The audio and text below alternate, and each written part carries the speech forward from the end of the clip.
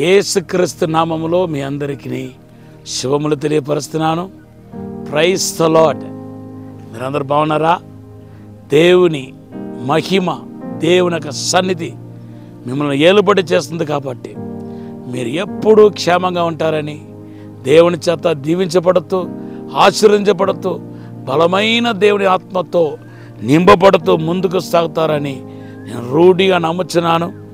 మీరు ఏదైనా చిన్న చిన్న శోధనలు మీ జీవితంలో కనపడితే దాన్ని చూసి సమస్యలవద్దు, ప్యానిక్ కావద్దు, ధైర్యంగా ఉండండి. దేవుడు మీతో ఉన్నాడు, మిమ్మల్ని ఆశీర్వదిస్తాడు. ఈరోజు దేవుడు మనకిచ్చిన వాగ్దానం అపోస్తల కార్య 18:10. దేవుని బిడ్డలారా, మనలను దేవుడు మందిరానికి పోల్చాడు. ఎంతమందికి తెలుసు? 1 కొరింథీ పత్రిక 3వ అధ్యాయం 17-18 వచనంలో మీరు దేవునొక మందిరమై ఉన్నారు, ఎవడైనా దేవుని మందిరాన్ని పాడు చేస్తే నేను అతను పాడు చేస్తా అంటున్నాడు.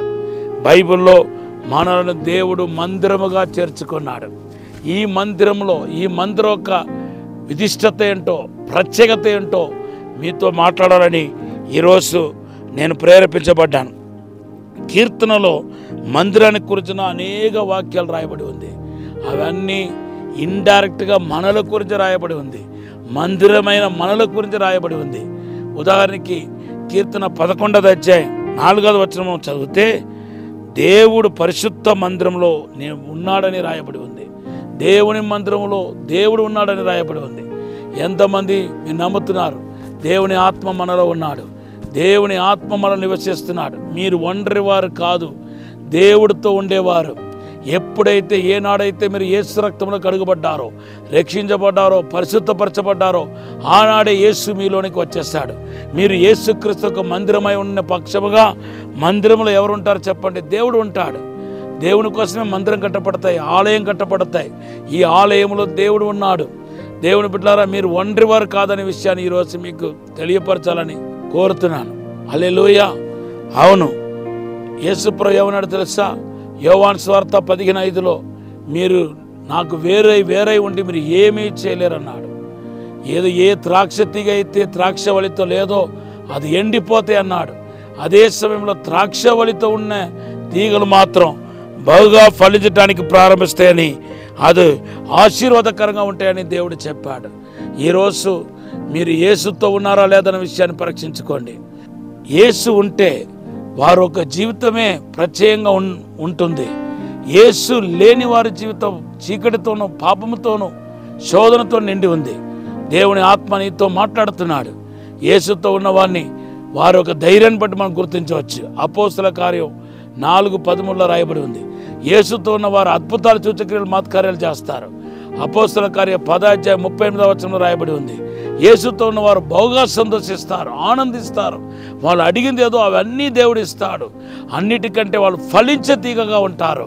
ఈరోజు మీరు యేసుతో ఉన్నారా లేదా అనే విషయాన్ని మీరు ఆత్మ పరిశోధన చేసుకోవాలి. రెండవదిగా కీర్తన 92:13లో ఏమని రాయబడి ఉందంటే, దేవుని మందిరంలో ఉన్నవారు విస్తరించబడతారని, వాళ్ళు బాగా అభివృద్ధి చెందుతారని రాయబడి ఉంది.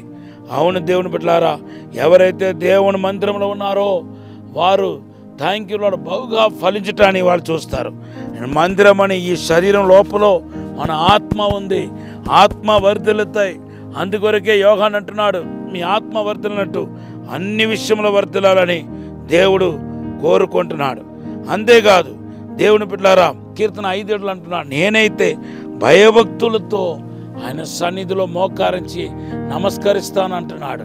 మన శరీరం అని మందిర లోపట ఆరాధన జరుగుతున్నాయి, దేవుని నామాన్ని ఘనపరచడం జరుగుతున్నాయి. కీర్తన 18:6లో అయితే దావీదు అంటున్నాడు, నేను ఆయన మందిరంలో ఆయన స్వరం వినబడింది అంటున్నాడు. అవును, దేవుని యొక్క మందిరంలో ఆయన స్వరం వినపడతాయి. నువ్వు దేవుని మందిరం అయితే ఖచ్చితంగా ఆయన స్వరం వింటావు. దేవుని యొక్క స్వరం స్పష్టంగా నీకు వినపడతా ఉంటాయి. ఈరోజు మీరు దేవుని మందిరమా కాదా అనేదాన్ని ఇప్పుడు దీన్ని బట్టే మీరు పరీక్షించుకోవచ్చు. ఈరోజు దేవుని మందిరంగా అండి, మీరు ఇప్పటికే దేవుని మందిరంగా ప్రతిష్ఠ చేయబడి ఉంటే దేవుని స్వరం వింటారు, దేవుని ఆశీర్వాదం మీ మీదకి వస్తాయి. దేవుడు ఈ మాటలు దీవించనగాక.